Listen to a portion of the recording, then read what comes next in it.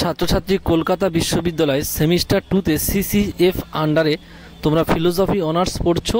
Philosophy অনার্সের DSCC 2 প্রশ্ন আমি আপলোড করেছি, তোমরা প্রত্যেকে দেখে নিও।